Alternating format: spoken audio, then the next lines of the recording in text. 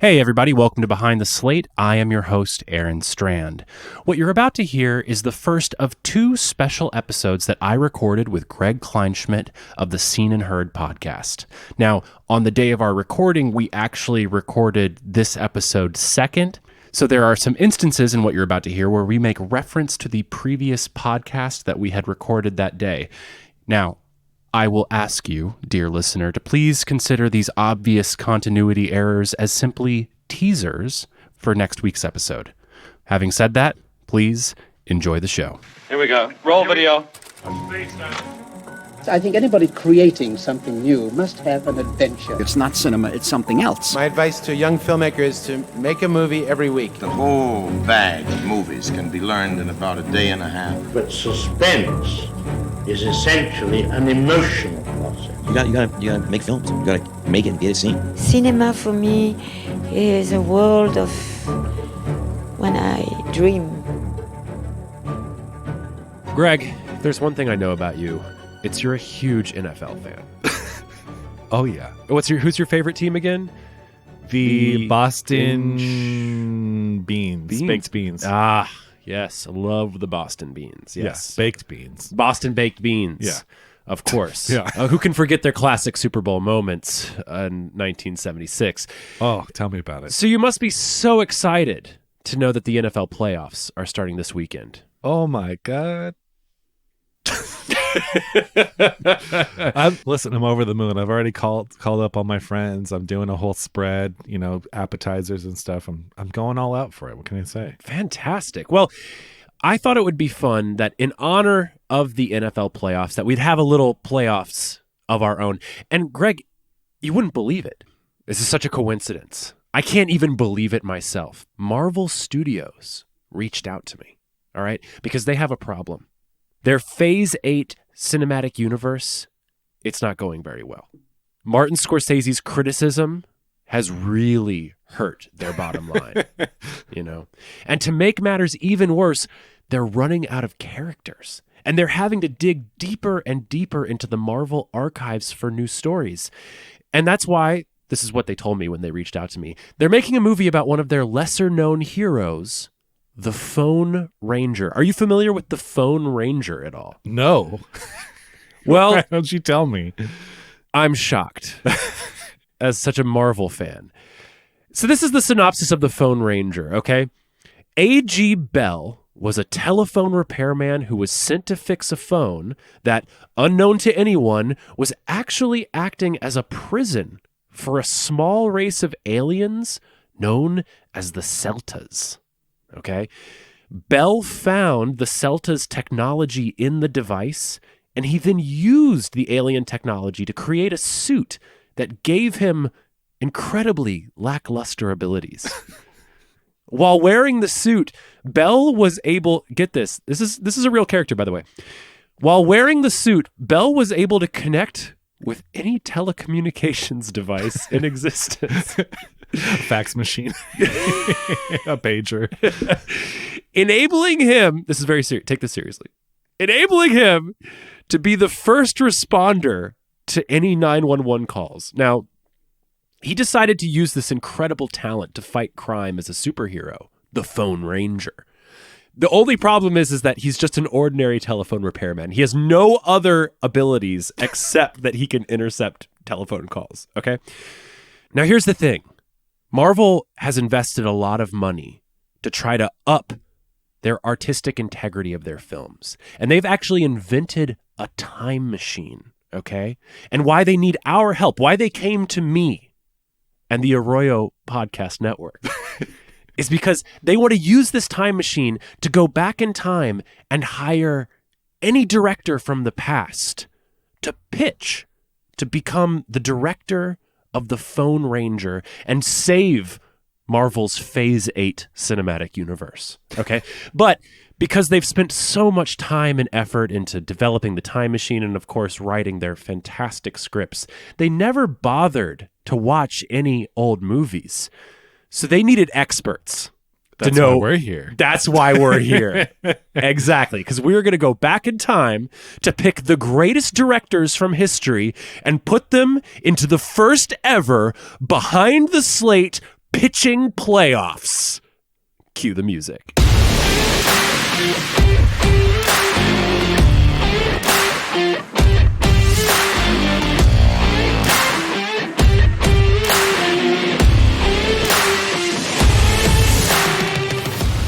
So the way this is going to work, Greg, is we're going to use the NFL playoff format, which means that we each pick 7 directors, okay? In the first round, they will go against each other roughly in this order. Your 5th seed will face my 4th seed. Your 3rd seed will face my 6th seed. Your 7th seed will face my 2 seed, and on and on and on. Now, our number 1 seeds, the best of the best, they have earned a first round bye week. So they won't be revealed until the next round. All right. So we're going to go through this first round. Here's how it's going to work. I'm going to tell you which director you're going to announce. You're going to announce the director. You're going to talk a little bit about their work, and then you're going to give their pitch for the Phone Ranger. All right. And then I'm going to give my director and their pitch. And because we don't have a referee or a judge, we're just going to have to convince each other as to who advances. I think it'll be pretty obvious in the course of the events. Okay. Yeah, maybe. How does that? Well, it'll be Charlie Chaplin versus Buster Keaton. Well, we know who won that one. Well, yeah, we do. Okay. Do you have any questions before we start? No, I think I got it. All right. Great. So without further ado, Greg, would you please announce and pitch your 5th ranked director? My 5th. Okay. All right. So my number 5 is okay. Now, granted, when I made my list, I really took the, Marvel wanting to up their artistic integrity. I took that all the way. Okay. So my first director is a Hungarian animator named Marcel Jankovics. Who was most famous for his film The Son of the White Mare, which, if you haven't seen, is incredible. One of the all-time great animated movies. It's a very sort of trippy, psychedelic piece of crazy animation. Animation is fucking crazy, but it's based on a folktale, a Hungarian folktale, and it's just it could be nothing else than a piece of animation. It couldn't be a book. Well, I mean, it's passed on. It was already a story, but this film, it's like such a case for like that's why you make a film and that's why it's animated. Wow. Yeah. Wow. This would be Marvel's first animated feature, I believe. Yeah, I guess so. Because they didn't do the Spider-Verse movie. Maybe that was Sony. That's Sony. Yeah. Okay. Yeah. What a risk. They should step it up. And not just their first animated movie, but it's going to be hand-drawn and psychedelic. Oh, my God. Wow. Okay, are you ready? I'm so ready. Okay, so this version of the film, the pitch is it's an animated fantasia about a prophet from a faraway land who journeys to the land of phone in order to save his kidnapped daughter. Once he arrives, he's greeted by a nefarious troll who informs him that the only way his daughter will be released is if Belle saves 50 people from death in the next 24 hours. Wow. Beaten down and defeated, Belle screams to the heavens for a solution. A giant... I can't even get through this without laughing. A giant, majestic bird swoops down and imparts him with a glittering necklace made of jewels. As long as he wears this around his neck, the bird explains, he can hear the cries and pleas for help from everyone in the kingdom. He then goes on to save 49 of the 50 lost souls. Okay. He's one short. Yeah. But hoping the troll will overlook this shortcoming, he returns and asks for his daughter back. Oh, no. The troll instead murders his daughter in front of him and throws her body off a cliff. Oh, my God. Belle then murders the troll and assumes its position as ruler of the kingdom.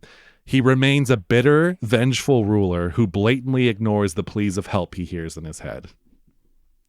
Oh my God. Wow. Why I don't know what to say. Why didn't he murder the troll from the start if he had the ability? I think, he wanted to prove it to himself that he could do this. Ah, yeah. Yes. He wanted to earn his daughter back. Oh, pride got in the pride, way. yeah. Yes, of course. It's old world pride. Wow. That's incredible. Well, that's going to be tough to top. And what was his name again? Marcel Yankovic. Marcel Yankovic. Or is it Jankovic? I'm not sure in I don't Hungary know. if the J is Ya or Ja. I have no idea. I've never seen any of his movies. However, I do know who he'll be facing off against. The bad boy of Danish cinema, Oh, boy. Lars von Trier. Oh my god, I love it. Of course, von Trier made a splash in the 90s with his groundbreaking Danish television series Riget, aka The Kingdom. He then founded the Dogma 95 movement with Thomas Vinterberg, which aimed to strip all pretense and expense from cinema. And then he would go on to make huge psychosexual melodramas such as Breaking the Waves, the genius musical Dancer in the Dark, and then more recently, the shock value films such as Antichrist, The House That Jack Built, and Nymphomaniac Volume 1 and 2.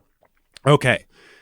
In Von Trier's take, which if I could do a Danish accent, I would, but I'm not going to. Okay. A.G. Bell is a genius crime solver. But the long hours and disturbing crime scenes have hurt his marriage and pushed Bell into a deep depression. And worst of all, he's become sexually impotent. Hoping to feel something, anything, he begins using his telecommunications abilities to listen in on phone sex conversations. But when he's caught by his wife, she asks for a divorce and moves out of the house. Bell begins listening to his wife's erotic conversations with other men, and he rediscovers his sexual drive. But the more he listens, the more he learns just on how unhappy his wife was in their marriage. And now he must decide to stay a telephone cuckold or win back the love of his life. Oh my god. Wow. That's great. Two very different takes. Very different takes. Very different takes. Should we judge it based on the film that would get the biggest audience, or is it just the highest level of artistic ingenuity? Well, Marvel went into this exercise demanding artistic excellence. Right. However, I do feel that they always come back to the bottom line. They can't be trusted with their artistic integrity. Yeah. So I feel like, we got to try to find the marriage between artistry and money making. And I got to say, I think it's old Yankovic, Weird Al Yankovic over there has beat Lars. Maybe, yeah. I'll take it, sure. I mean, when you described his necklace as glittering, that was the word that did it. It had me. Although I have some feelings you might be getting some notes about the double murder. Well, toward the end. I hope Marcel stands his ground. That was my own invention too, because not to spoil anything, but his previous films don't necessarily have some bleak ending. That was just my own little spin there. Oh wow. That was all Greg. Wow, you're fucked up. Okay. All right. So Marcel advances. All right. Greg, now it's your 3rd seed versus my 6th seed. All right. Would you please unveil your 3rd seeded director? Yes. So my number 3 is Jack Hill, famous blaxploitation director, most famous for Coffee and Foxy Brown, starring the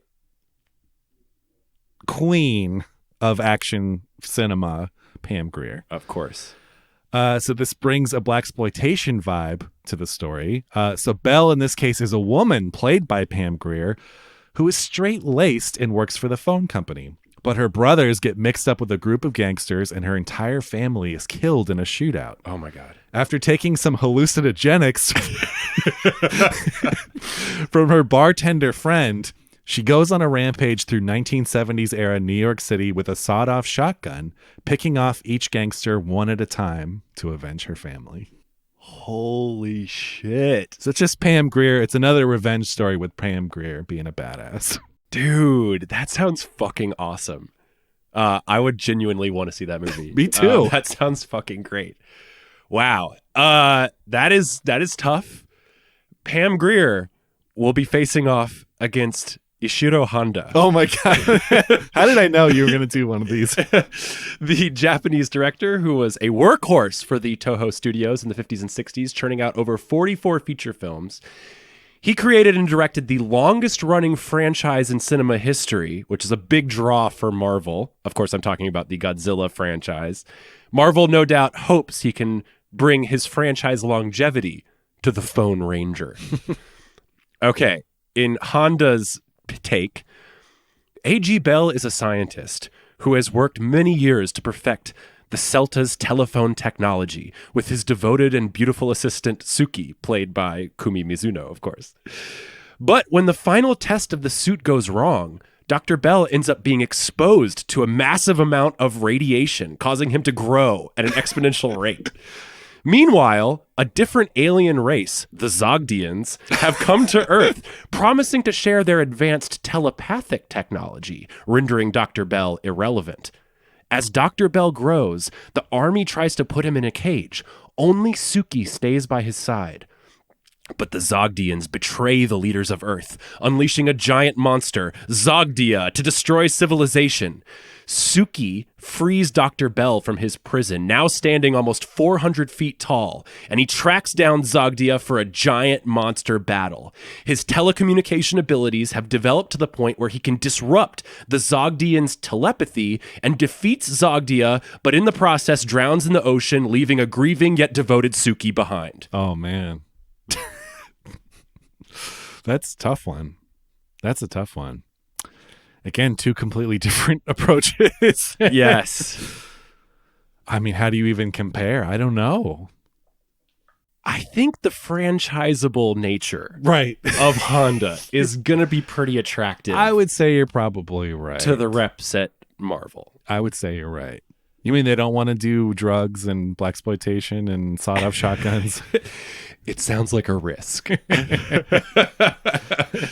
I might think Honda has this one. I think you're right. I think because he directed so many films in the series and just genre, he did so many tokusatsu kaiju films. That's like, and you're right. It is the longest running series. Yeah.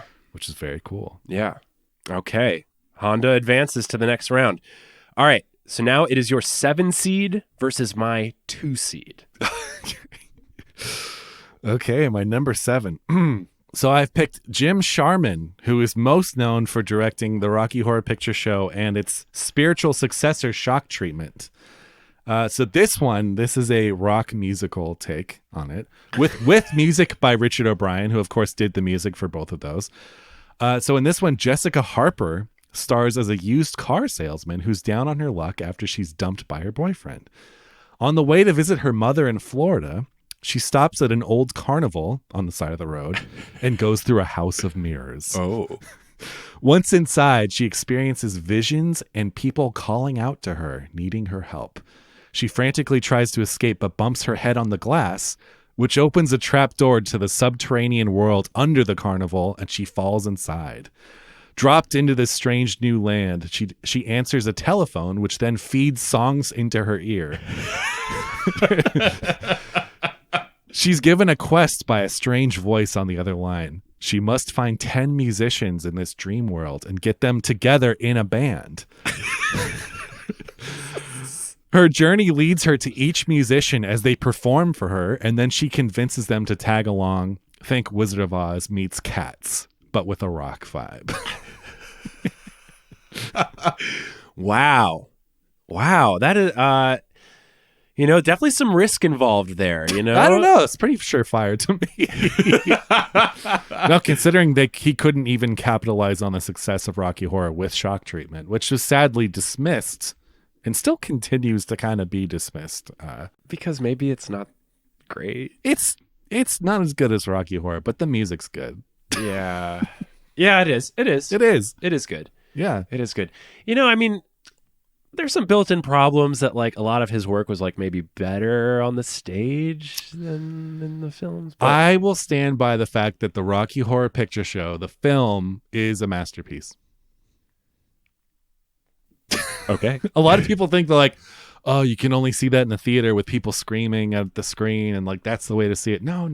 Just want to watch it. Just people are quiet. Just want to watch the movie. Like the movie's great. Movie works great on its own. Okay. I respect it. Well, He will be facing off against my number 2 ranked director, the Russian master of slow cinema. Oh no. Andrei Tarkovsky. Of course, Tarkovsky is known for exploring spirituality and faith through films like Stalker, Solaris, and The Sacrifice. Okay. All right. So we're going to put ourselves in a very different headspace. I can't think of a more different headspace that we will enter into. All right. A.G. Bell has made the suit.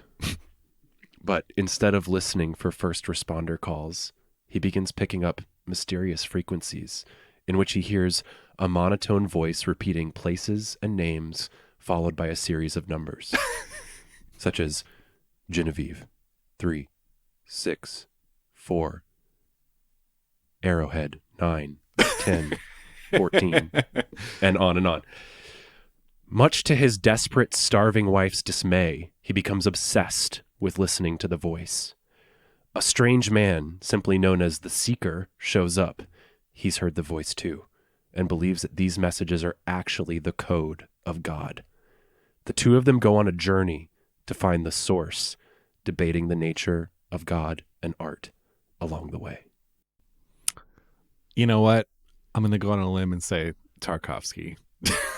Wow. What do you think? What do you think decided that one? I mean, Tarkovsky's going to make a proper film. Jim Sharman's going to make a, campy, fun little rock musical. But I think, at the end of the day, it's funny the way that I leaned into the campier stuff because the premise of this superhero is so ridiculous. So I was like, well, the only way to do it then is to like make a complete farce of it or go on this other plane. But I like the Tarkovsky angle because that's like what Nolan tried to do with the Batman movies, legitimize them. And I mean, I still think made the best of the superhero fare. No, the Nolan Batman movies? I mean, they're better than the fucking 4 Avengers or whatever. Yeah, they are. But that's not saying much. That's true. I'm not here to defend the Nolan Batman. You know what? I think, just as a brief note, I think that they're way too serious for their own good and that he sucked a good amount of fun out of the superhero film that we're still kind of reeling from today. Oh, that is so true, though. Honestly, yeah. I mean, Nolan's Dark Knight is now Robert Pattinson saying, "Oh God, the city's eating itself." Did you see that? Yeah. Oh my God. Give me a break. Yeah. Let's just stop. Yeah. We're not here to trash other things. Yeah. We've once again gone down a very negative rabbit hole, but let's have faith that Andre can pull off what Nolan couldn't. Okay, we are now moving to the other side of the bracket. In this case, I will go first in naming my pitch. So it'll be my 5th seed versus your 4th seed. Okay? All right. My 5th seed is Lina Wertmüller. Okay, the Italian genius who made such genre-bending, socialist-minded films in the 70s, such as Seven Beauties, Swept Away, and The Seduction of Mimi, and Love and Anarchy. Okay, in this take, A.G. Bell, played by Giancarlo Giannini, of course, is a lowly phone company employee where his amazing telecommunications suit is ridiculed and ignored by bosses and colleagues. But when he uses his powers to interrupt the burglary of the beautiful yet cruel CEO of his company, played by Mariangela Melato, he falls madly in love with her. Eschewing class and business practices, the two begin having a passionate affair. But could it be that the CEO is just using him to gain control of the suit? Oh, boy. I like that take. Thank you. It's a good take. Thank you. You're actually the one that introduced me to Wertmüller. Really? Well, I'd heard of her, and I'd never seen one. And for the film club, you suggested the Seduction of Mimi. Yeah. And so that was my first of her films. And yeah. That one's pretty wild. Have you seen Seven Beauties or Swept Away yet? No, I haven't. Oh, man. Those are the two best ones, I know, for sure. They're so good. They're so good. They're so good. It's great, too, because I only knew Giancarlo Giannini as like an old man in the Bond movies. And to see him in his prime and just doing his thing, it's great. Yeah. I honestly think I put him up there as far as my top 5 actors of all time. Wow. I think him and Toshiro Mifune. Oh. Are Who? Oh boy. Okay, Greg. My number 4? Your number 4. Okay, so my number 4 is Edgar G. Ulmer, who was sort of, you know him? Of course. He did Detour, most famously. Yeah. So a lot of noir, and he was kind of a workman-like director through the 40s and 50s and 60s, I think, and kind of went underappreciated in his time, but has since become, like, a lot of people hold him in high regard. And Detour, if you have not seen, is an incredible, fantastic, not just a great noir, but just a great film. And again, it's like 70 minutes long or something. Like, exactly. Amazing performance by Anne Savage in that one. Holy shit. Yeah. That is one of the great sort of like femme fatales. In fact, she's number 1. Has to be. I think she's number 1. Because she's like a fiery furnace. She's just like. She's not number 1. Come on. Barbara Stanwyck in Double Indemnity. Come on. I mean, she's great too.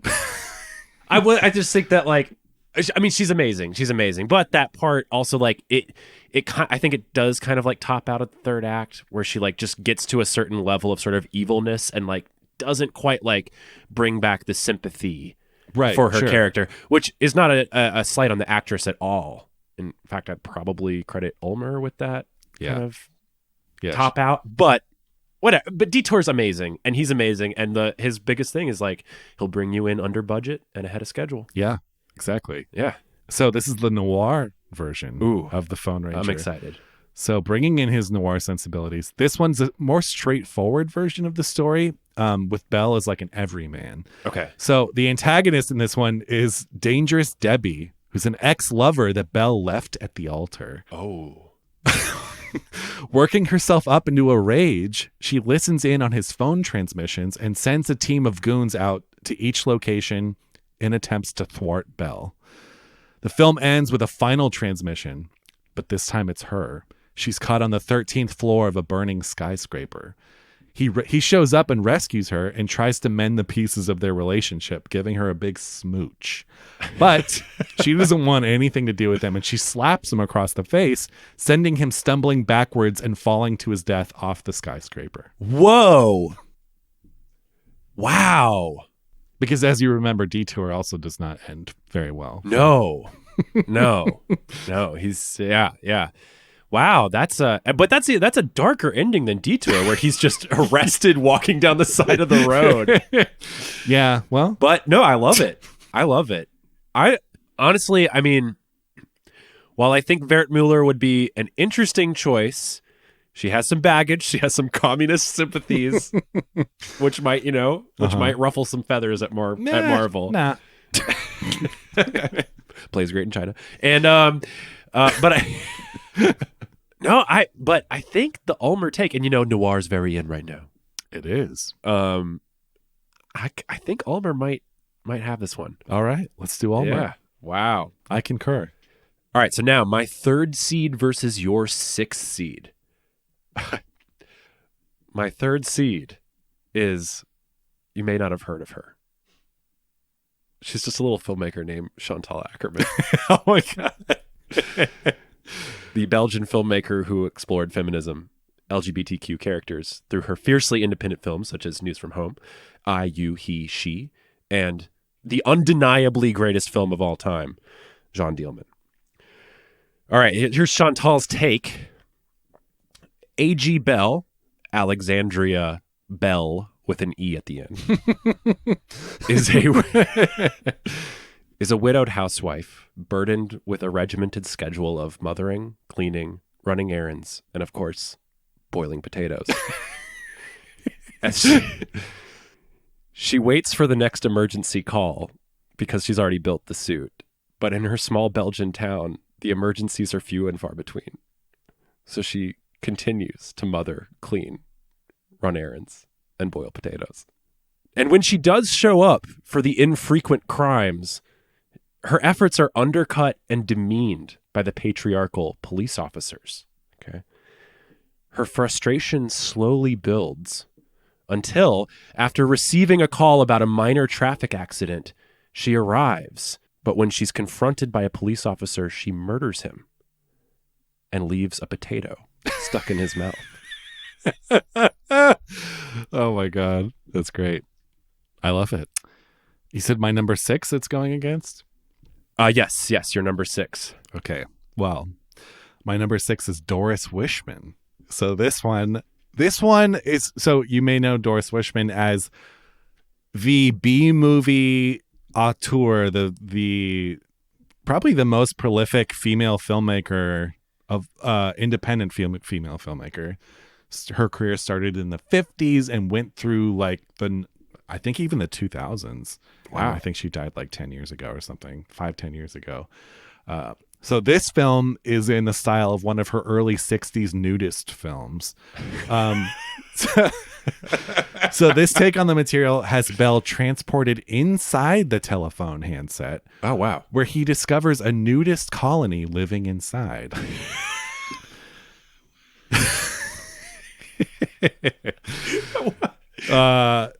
As you can tell, semi-based on her classic Nude on the Moon from 1960, early 60 something. So after wandering around in this weird Twilight world asking for directions to which he receives no real help, he's seduced easily and presented with an outfit the group has made for him. It's his Phone Ranger costume. Whoa. He then wait, hold on. They're nudists, but they've made him a suit? They've made him a suit because he's not one of them. He's an outsider. Oh, okay. He then wakes up in his own bed at home. It was all a dream. Whoa. Just as he goes to make his morning cup of coffee, he sees his Phone Ranger outfit peeking out from behind his dresser. No real crime happens in this version. That's the whole movie. So it's a bit of an origin story, a prequel. It's an origin story. It's him wandering around inside the phone with a bunch of nudists for most of the movie and him not getting the help that he needs. Well, I do see an R rating coming their way, which Marvel avoids at all costs. That's true. But I will argue that Chantal might be a little too slow for the Marvel audience, maybe. That's true. They came to see some sensationalism, and I would argue that a nudist colony would provide a certain level of sensation.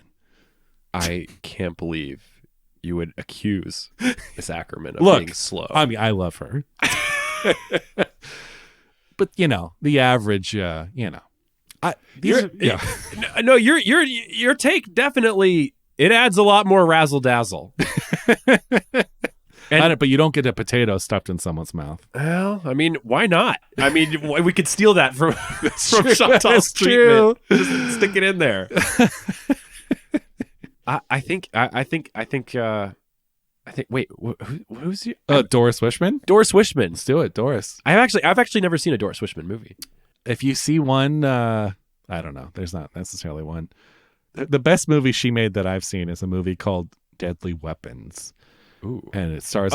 Isn't it their? Well, so it's a woman with a very buxom woman who she's a secret agent and she smothers people between Actually, yes, I have seen that movie. So yes, it's great. Yes, the movie's great, of course. Doris Wishman. Wow. Okay, what an upset. A Cinderella story, as they call it. Okay. For my number 7 seed against your number 2 seed. All right. My number 7 seed is David Cronenberg. Oh, I thought about him. I thought we might have some overlap here, so I'm glad I just went for it. Okay. The master of body horror, of course, and I'm going to draw from his more 80s films, of course, Videodrome and The Fly, giving us some of the most disturbing images ever seen. Okay. In this take, A.G. Bell teams up with fellow scientist Melanie Hachimura to make his special telephone suit. But the more he uses it, the more A.G. becomes addicted to listening to the 911 calls, whether or not he actually shows up. Okay. Gradually, the suit begins to fuse with his body, causing horrible, unrelenting pain as the alien metal sticks into his flesh. He and the suit become a single anguished entity, and the deeper it goes, the more his ears are filled with the millions of phone conversations happening across the world all at once. He begs Melanie to kill him and end his suffering, but her feelings for him and her obsessive hope of curing him prevent her from doing so. The longer she struggles to find the cure, the worse AG's pain becomes. Oh, that's great. That's great. I mean, how could you not? I mean, it's something. Yeah. It's something. Yeah. I'd love to see him tackle something like that, Yeah. Yeah. My number 2? Yes. All right. So this is Zhang Changhua, who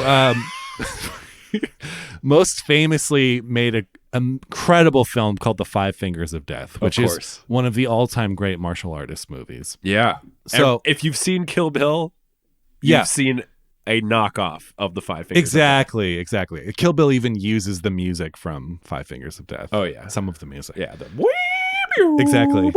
Yeah. Yeah. And this, you know what? This was a newer discovery. I saw this in the last year, and like never has a movie so delivered on its premise of just like literally like half this movie is just like people fighting. Oh, yeah. They deliver the goods. Oh, yeah. You get it. Yeah. It's fantastic. Yeah. It's fantastic. It's everything you'd want in a martial arts film from the 70s. Oh, for sure. Yeah.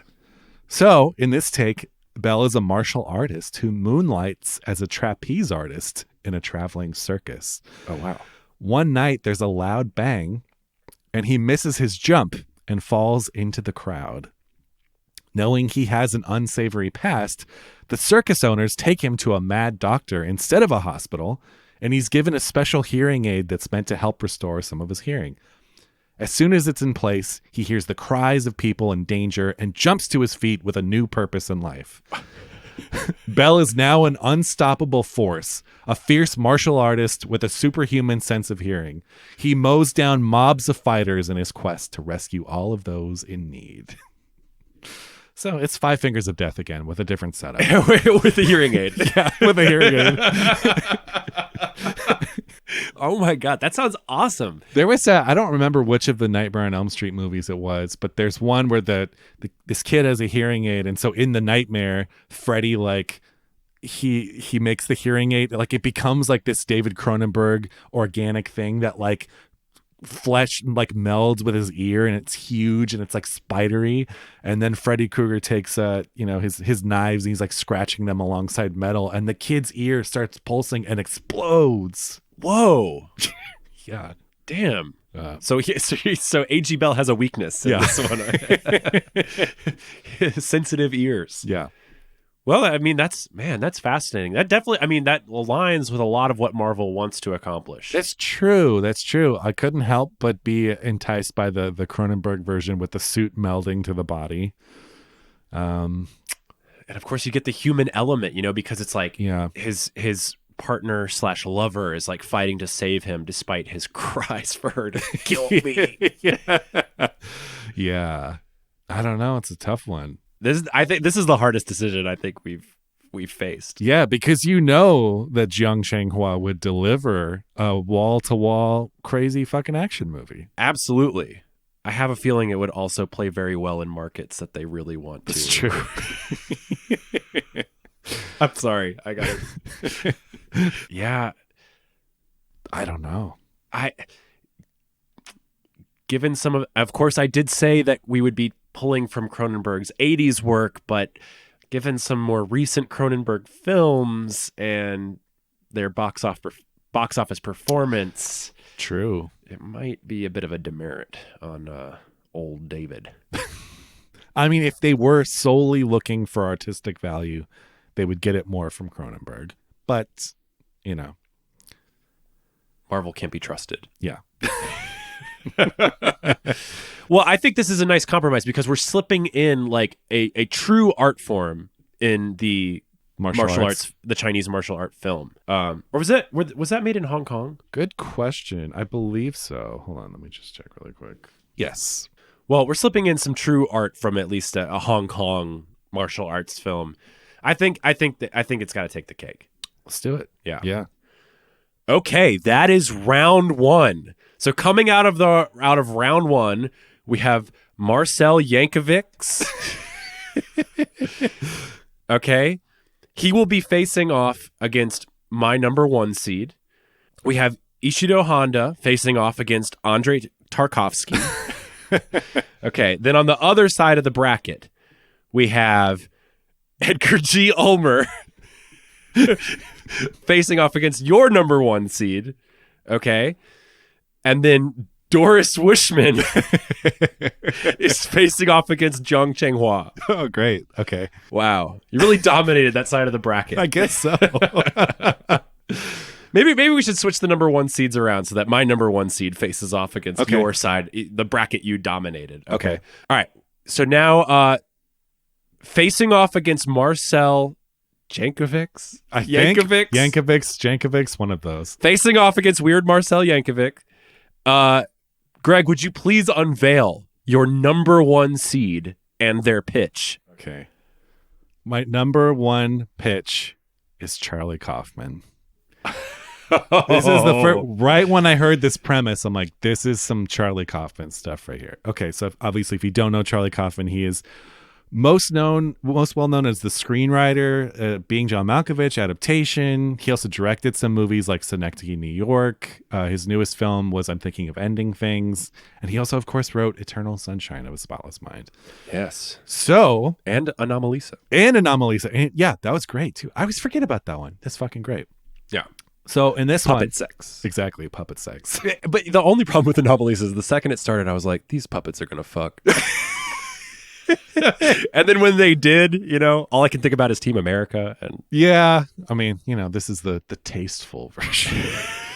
The sex in Anomalisa is taken so seriously that in the theater, like I started laughing. I broke out laughing. Yeah. I think there was like 2 other people in the theater. We all cracked up. Yeah, how could you not? I mean, it's ridiculous. Yeah. Okay. Anyway. Okay, so in the Charlie Kaufman version, Belle is a middle-aged loser who works for the phone company and is super socially awkward.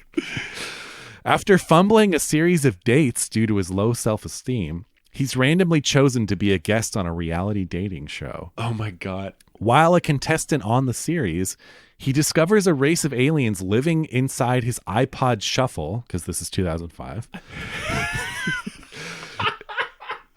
And they communicate only through pop songs that are on his iPod. After he pieces together their technology, he takes up the mantle of the Phone Ranger as a persona for the dating series in order to make himself more desirable. The only problem is nobody actually believes his powers are real, and after this charade goes on long enough, they have him institutionalized while still filming him for the series. We end with him still receiving the world's transmissions, but unable to do anything about them, haunted by the voices inside his head. Holy shit. Wow, that is a number 1 seed. That is incredible. I love it. He was the first person I thought of. That's amazing. You know who I really see playing? I see. So it can be set in 2005, but obviously it will be filmed in like 2027.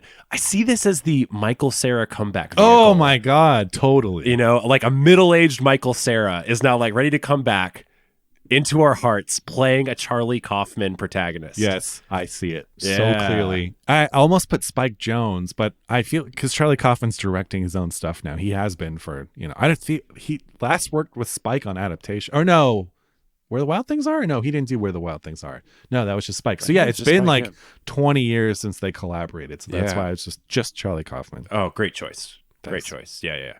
Wow, that's incredible. That's incredible. So we have Kaufman's facing off against Marcel. I'm just gonna say it. Kaufman just wiped the floor with him. Yeah. His number 1 seed was like so worthy. He really hits like all, because it's like it's really so, he hits all the beats that I think they're looking for. Like he brings that artistic edge. He brings like a thrill-a-minute twist and turns, and he's like kind of staying true to the premise. They might just want to fit in like one little like fist fight. Yeah, exactly. And there's no double murders. There's no betrayals. Yeah.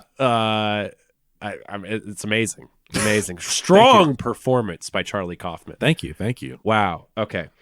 All right. So now we're moving on to the bottom of the bracket. It's Ishiro Honda versus Andrei Tarkovsky. Boy. I don't quite know. I mean, you're bringing like the peak of artistic integrity Yes, literally. like the artistic, the patron saint of cinema. And pairing him with a workman franchise builder, who's also like in many ways like derided by like the majority of people as kind of like making these like goofy joke movies. Yeah. Even though at the time they were like big entertainment. Right. Yeah, that's a tough one. I think that Honda was like second camera or something on some Kurosawa in the 80s or 90s, right? He was second camera on Stray Dogs. Stray Dogs. Wow, And okay. Kurosawa credits him as like really bringing sort of like the gritty, real, kind of like real life feel of Stray Dogs. I believe he shot, there's like a giant montage sequence when Mifune goes out like looking for the gun in the first act, or I guess maybe in the beginning of the second act. It's like 8 minutes long. And I believe that Honda shot most of that montage on the second unit. Wow. And Kurosawa was like in love with it. And then of course Honda retired. And then when Kurosawa got funded to make his like later masterpieces, Kagemusha and Ran and Dreams and everything, he brought Honda back as his like closest assistant. That's so cool. Yeah.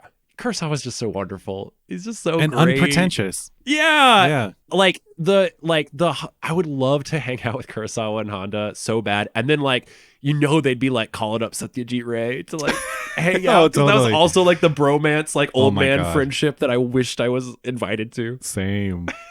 I love that Kurosawa has a sense of humor and doesn't take it too seriously. Because there's, the story of that movie, The Score. I believe I've never seen it, but it has Marlon Brando and I think Edward Norton, directed by Frank Oz. Yeah. So Frank Oz is most known for, well, the voice of Yoda, but also he's Jim Henson's Muppet. So he does Miss Piggy, he does Fozzie Bear and stuff.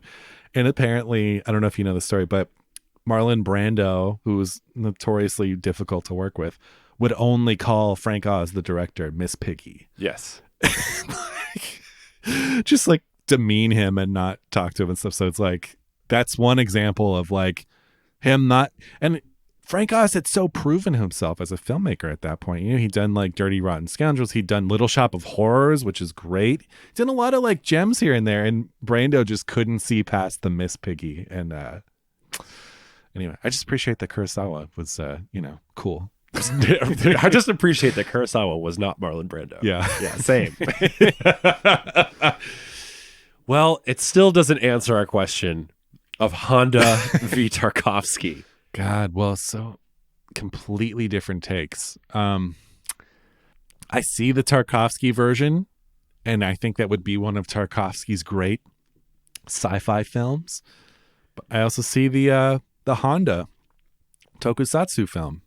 I do think though that, given like some of Tarkovsky's, maybe not his later work, which gets like really artsy, but like the stuff for Moss Film, it does bring the sci-fi edginess, and maybe with like a little, if he's a little bit willing to give at Marvel's behest, to just like kind of up that element of danger, which is so present in Stalker and is like so wonderfully subtle, that maybe Tarkovsky gets the edge because he does bring that sort of like, marketable, but like artistic edge. Right. Like he's almost commercial, like Solaris. Yeah. Yeah. And, honestly, I wonder, speaking of Honda, Godzilla movies were really popular at the time and are remembered as jokes, as like Mystery Science Theater jokes.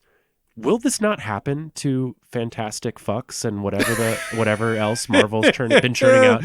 Will they not, in 40 years, if someone can get the rights, be on Mystery Science Theater 8000, and like being riffed on? I think you have something there. I think that the Godzilla movies have way more integrity too. Like they'll be viewed in more fonder light. I mean, you don't have to convince me. Oh no, I know you know. Yeah. Yeah, I just feel like maybe Honda has like, since the whole pretense is that they're coming to us looking for another direction, and Honda, I think, like can execute the Marvel formula, but I think they're trying to do a little bit more. Yeah. I think Tarkovsky might have it. Yeah. Yeah. Let's do it. Tarkovsky. Wow. I feel good about it. Wow. Setting up for a Tarkovsky v. Kaufman showdown. Oh my God. In the semifinals. Oh my God. Yeah. Okay. But before we get to that, we've got to go to the other side of the bracket where Edgar G. Ulmer is facing off against my number one seed. You might have heard of him, Stanley Kubrick. Oh, man. I mean, pulling up the big guns. Yeah, you went with some really deep cuts on this one. Some real hipster directors, Greg. I mean, I love it. I was just trying to not have any overlap, and I was trying to think of, the same thinking of Robert Evans. When Robert Evans was putting together Rosemary's Baby, he's like, who can we have do this? He's like, oh, how about the guy that just did Cul-de-sac, this Roman Polanski guy? And it's like, at the time, that's like pretty out of the box thinking. I think out of the box thinking is what brings us our greatest films. Fantastic take. I mean, I'm loving what you're bringing to the table. Well, you're facing up against the grandmaster here. Yeah. Do I need to give a bio for Stanley Kubrick? Obviously, he reinvented basically like every genre. He reinvented sci-fi with 2001: A Space Odyssey, comedy with Dr. Strangelove, and horror with The Shining, and period pieces with Barry Lyndon, and noir films, heist films with The Killing. Oh my God. He did everything except the musical, maybe. Oh God, if we had the Kubrick musical, oh my God, I would be so happy. I just now realized like how incredible that would be. That'd be fucking awesome. We'll have next year's pitch playoffs will be all musicals. The war film with Paths of Glory and oh my God, Full Metal Jacket. Great points. Yes, he double reinvented the war film. Yeah. Paths of Glory, like one of the true anti-war films ever made, in that it doesn't actually show combat. Yes. Just unbelievable. Okay. Oh, and the erotic thriller with Eyes Wide Shut. Yes. He did almost everything. Okay. Glad we were all on the same Kubrick page now. Okay. Here's Kubrick's pitch. Ever since A.G. Bell used the Celta's technology to create his suit, life has been going very well. But when he listens in on a phone call that seems to detail a high-level government conspiracy to kill its own citizens, he springs into action. As he goes down the rabbit hole, Bell is faced with a horrifying series of twists and turns that lead him to the question, could it be that the Celtas are actually using him to destroy his own government in preparation for their global takeover? Wow. Yeah, and thinking about Kubrick, like the style, right? The style, the music, the look of the film. Whew, that's a doozy. He's kind of like, in this one, he's really doubling down on his like government. He's taking the like erotic thriller conspiracy element of Eyes Wide Shut, bringing it into like the rooms of power with Dr. Strangelove, and creating this like deeply unsettling portrait of the modern world in a style, I imagine, that's a bit more like 2001. Yes. It's sort of like the loneliness and vastness of like modern bureaucracy. Yeah. It's a bit like Eyes Wide Shut meets Brazil. Oh my God, I love that. Sign me up. Well, both of those movies have Christmas in common, so just throw Christmas into this one too. Oh yeah, of course. Yes. It's a Christmas movie. At Christmas. Yeah. A.G. Bell.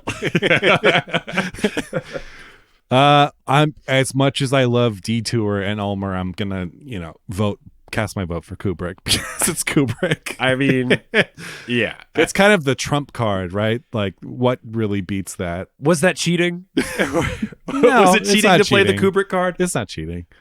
Okay, good. Okay, good. I mean, in number one seed. I mean, what am I supposed to do? Yeah, no.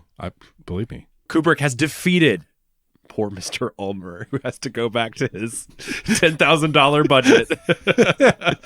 Oh, man. Oh. He was looking to break out. He finally get the respect he deserves. In his lifetime. Which leads us to our final matchup of the quarterfinal round. Doris Wishman versus Zhang Changhua. I mean, I probably Zhang. Yeah. Doris Wishman's movie is a piece of, it's a piece of kitsch. It's a piece of nudist kitsch. She worked throughout her whole life. Like, she was continuously making movies, so she was making the money that they needed. even though the movies were made for like $5 each. But yeah, I'd probably say Zhang Chenghua for this. Hua, sorry. I do think that also like American audiences are ready for another like true throwback. God, what's the name for like Hong Kong action films? What are they called? Wuxia. Oh, isn't wuxia more like my understanding was that wuxia is a very specific type of film.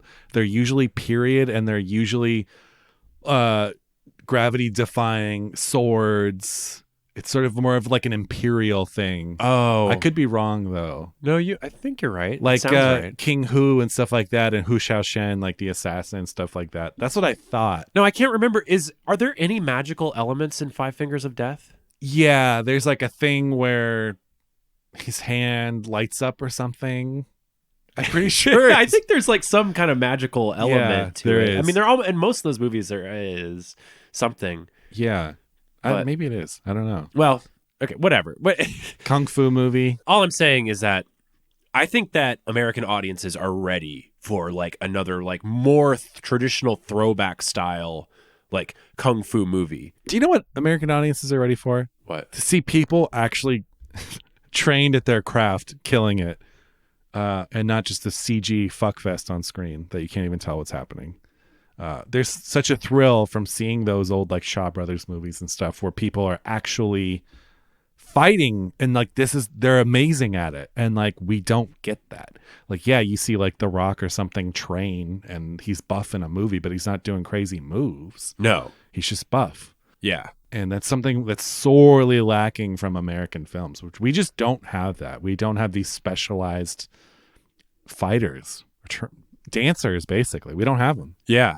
It's also so strange that was something like there's so much 90s nostalgia content out from like millennials making movies, but just due to lack of talent, I would imagine there are no like Jackie Chan nostalgia pieces, like throwbacks to like the great 90s martial arts comedies. Jackie Chan, Jesus. Dude. Jesus. What a baller. Yeah. I mean, Jackie Chan is amazing. He's like a modern day Buster Keaton. That is such a great take. It came to my mind at the exact second you said it. I'm jealous that you said it first. Jackie Chan is the modern day Buster Keaton. He is the true inheritor of Buster Keaton's legacy. And honestly, I should be ashamed for ever bringing up Michael Bay in the first place. Yeah. Because Jackie Chan is the inheritor of Buster Keaton. There we go. Wow. I feel good about that. I feel great about that. I'm so glad we got to the bottom of this. Yeah. Having said all that, I think it's probably pretty clear that Zhang Chenghua Over Doris Wishman. Yes. has defeated Doris Wishman with Yes. several kicks and I'm punches. actually surprised that Doris Wishman survived this long. She went up against, who did she go up against? I don't remember. Chantal Ackerman, maybe. Oh, maybe. Yeah, Doris, it's been fun. Which, Greg, I'm a little sad. I'm a little sad here because it means that our number 1 and number 2 seeds are facing off on both sides of the bracket. Wow. All the Cinderella stories have been defeated. Oh, man. It's the way it goes sometimes. It's all right. I It's mean, okay. cream rises to the top sometimes. Yeah, exactly. It just is what it is.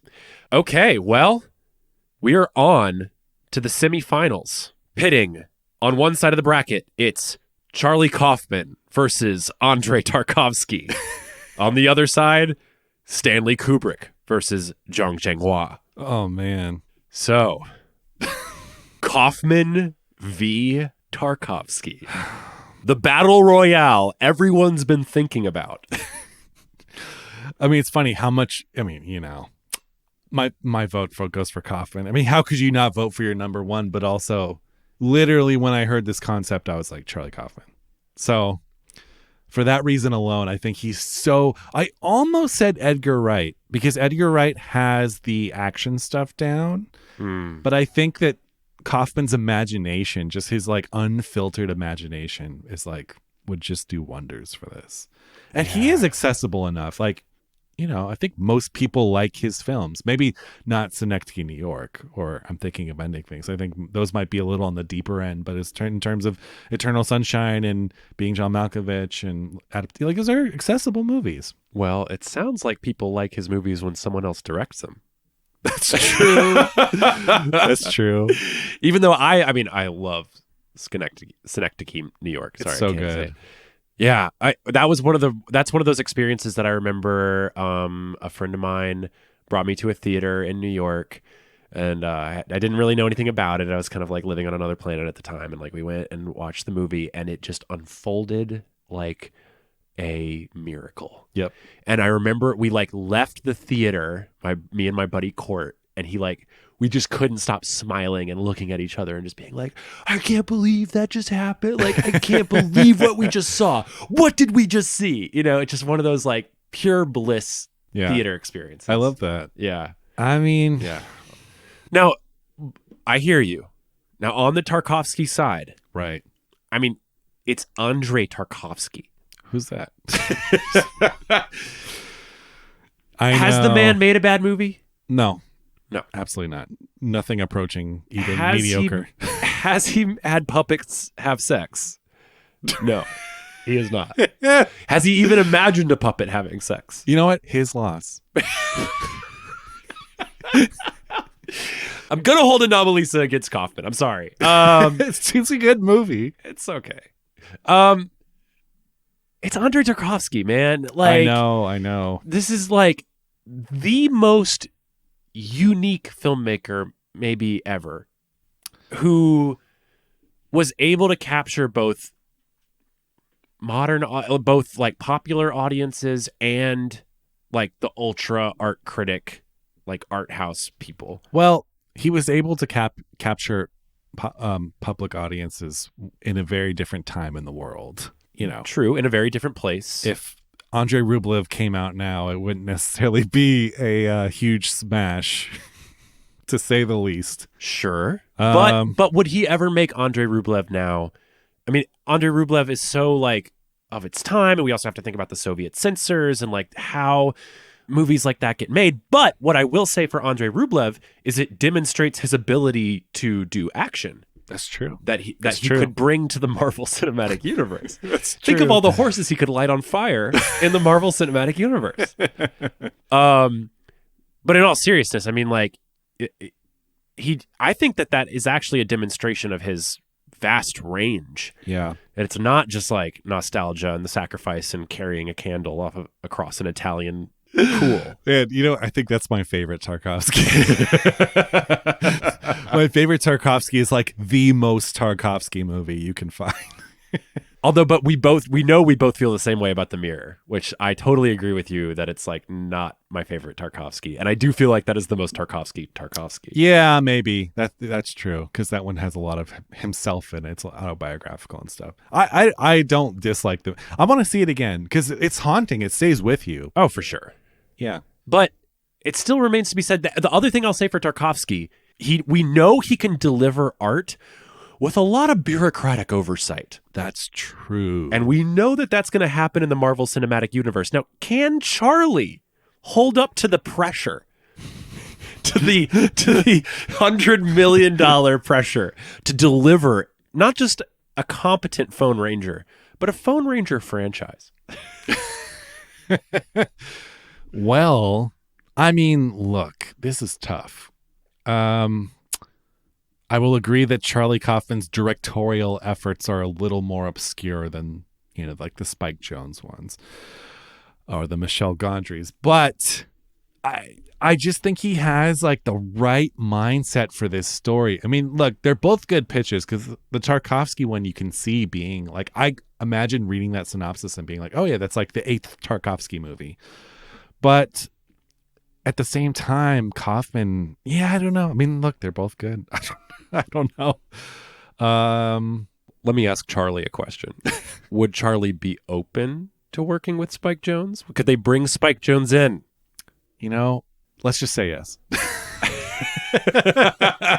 Has Charlie reached a point of his directorial career where he just wants to get his next movie made? Because let's just say, if if the Phone Ranger written by Charlie Kaufman, directed by Spike Jonze is a hit, Charlie Kaufman's got all the money to make whatever weird fucking movie he wants. Yeah, true. And that's his whole thing right now, right? Like, no one will give me money to make my movies, right? Oh, wait, no, that's my thing. I mean, Spike Jonze is directing it. Wow. Off a Charlie Kaufman script. Spike Jonze, Charlie Kaufman. The gang is back. Gang is back. Well, I think that might have pushed it over the edge. You think so? I think so. The Kaufman-Jones combo. You know, it just occurred to me thinking of like dual directors. I can't believe you didn't have Powell and Pressburger on your... Yeah. You know why? Because I could never see them making something like this. But any chance to advocate for the Archers, I usually take, but not this time. All right, so Kaufman is on to the final. All right. With Spike Jonze. In tow. Yes, Kaufman-Jones. Now, we have Stanley Kubrick facing off against Zhang Chenghua. I mean, look, you have one of the all-time great filmmakers, and then you have a guy that's going to deliver a lot of great kung fu action. It just depends which direction you want to go in. I do feel like this kind of repeats a little bit of our Ishiro Honda Tarkovsky fight. Right. Whereas we know Zhang Chenghua can deliver. We know that super confident, brings an artistic touch to his films. You know what? You're right. Like if someone you sell a script, right? And they're like, okay, who do you want us to attach? Zhang Chenghua or Stanley Kubrick? You're going to be like, Stanley Kubrick, of course, because it's Kubrick. Let me think about it.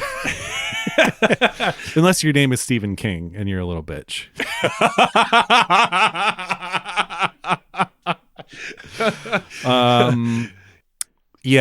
Kubrick. It's got to be. I mean, yeah. Imagining myself as like an executive making this decision, yes, it's Kubrick. Assuming I can get them for the same price, yes, it's Kubrick. Price is not an issue at Marvel. Yeah. Well, it brings us to our final, which somewhat climactically, but also non-climactically pits our number one seeds against each other. Charlie Kaufman, with direction by Spike Jonze, against Stanley Kubrick. I think for this fight, I think we should reread the pitches. Okay. I need to get back into the world. Let's do it. Okay. All right. So for Charlie Kaufman, this is the pitch. Belle is a middle-aged loser who works for the phone company and is super socially awkward. After fumbling a series of dates due to his low self-esteem, he's randomly chosen to be a guest on a reality dating show. While a contestant on the series, he discovers a race of aliens living inside his iPod Shuffle, because this is 2005, and they communicate only through pop songs that are on his iPod. After he pieces together their technology, he takes up the mantle of the Phone Ranger as a persona for the dating series in order to make himself more desirable. The only problem is nobody actually believes his powers are real, and after this charade goes on long enough, they have him institutionalized while still filming him for the series. We end with him still receiving the world's transmissions, but unable to do anything about them, haunted by the voices inside his head. Wow. What a pitch.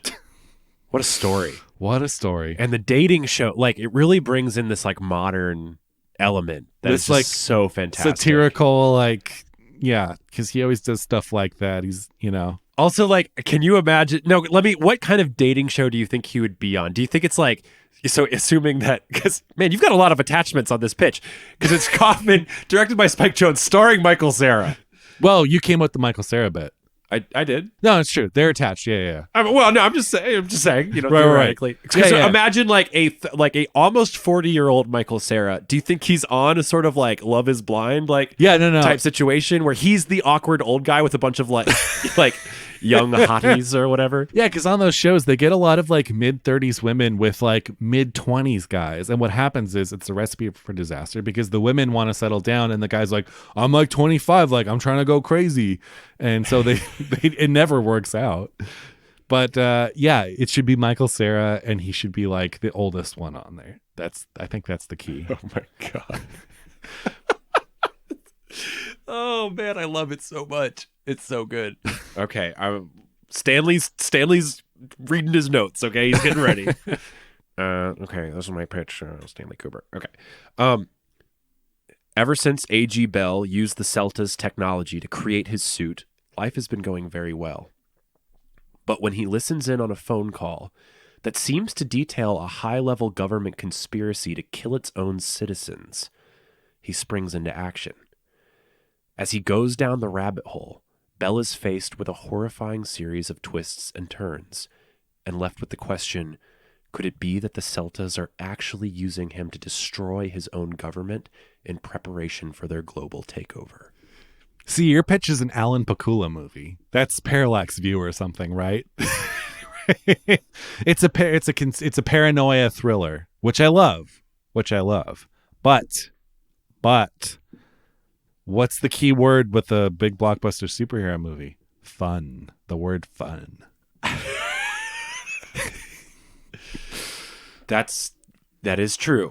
That is true. Although I will say that I know we disagree on this. I don't like Parallax View. Oh, really? I think Parallax View lacks heart. Well, sure. I think it lacks any quality resembling human nature. And worst of all, I think it is a series of rather tenuously held together action scenes that plod from one to the next.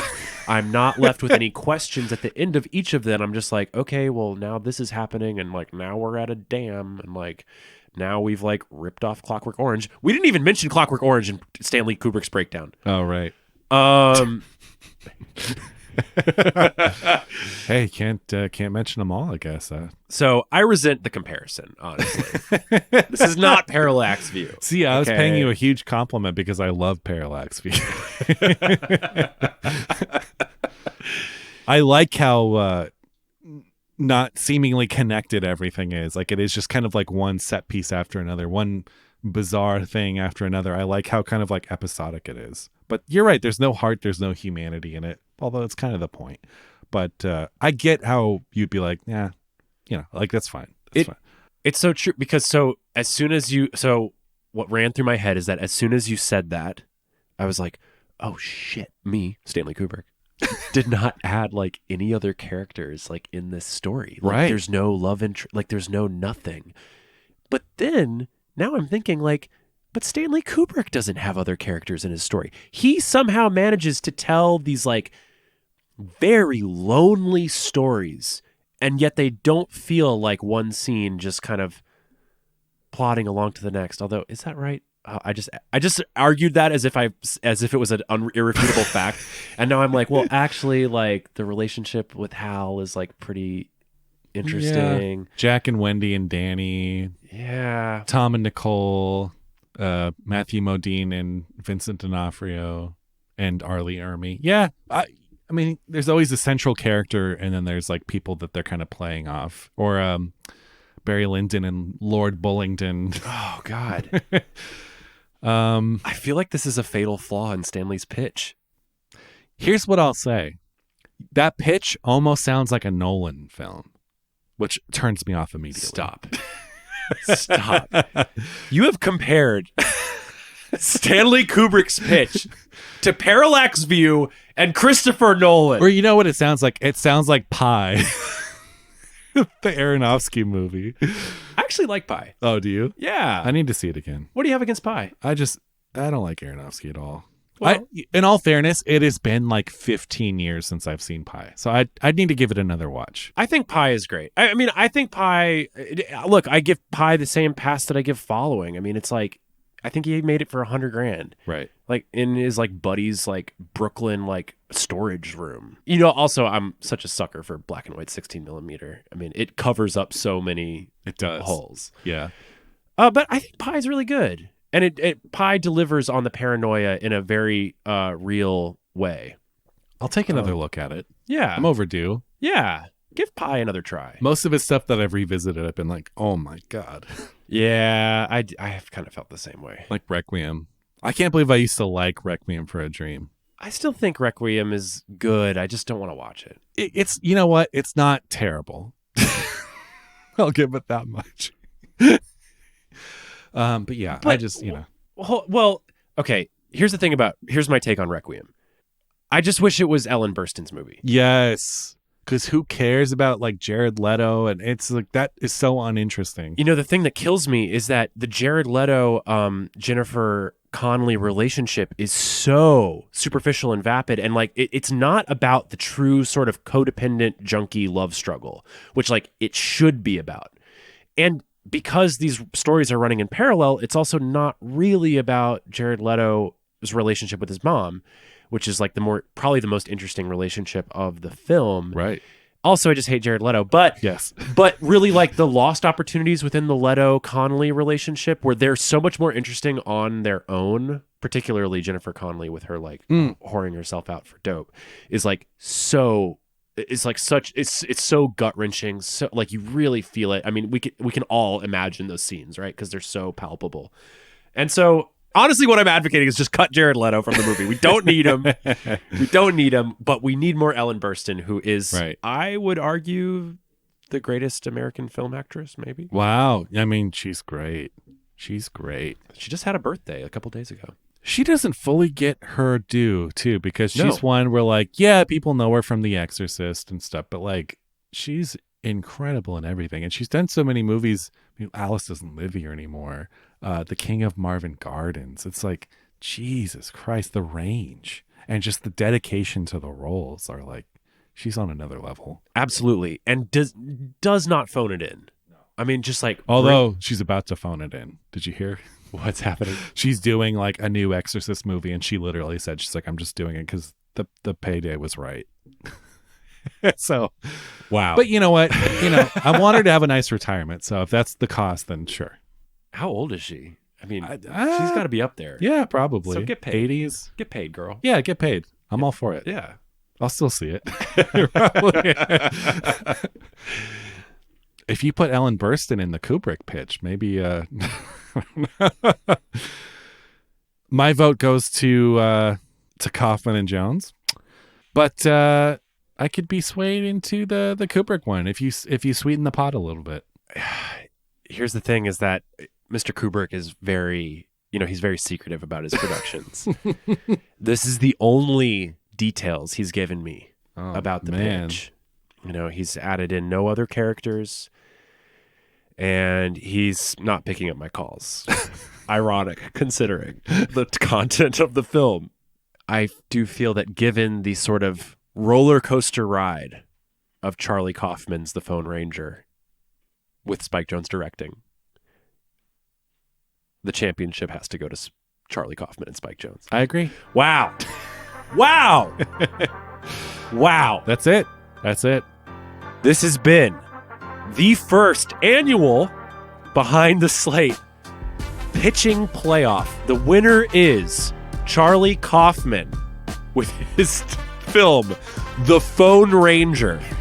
Wow. Let's just round of applause for Mr. Kaufman. Whew, we did it. That's incredible. Yeah. Great work. Yeah, Great work. Great pitches. I kind of hoped one of the lower ones would sneak up at the last round, but hey, they were number one for a reason, right? Better luck next year, is all I can say. Well, that's all for this episode of Behind the Slate. Thank you, everybody, so much for listening. Listen to Seen and Heard, Greg's podcast that he co-hosts, and come hang out with us on the Arroyo Film Club every Thursday. Follow the Arroyo Film Club Instagram to know what movie we're watching that week, and then come hang out on Zoom. And until next week, that's a wrap.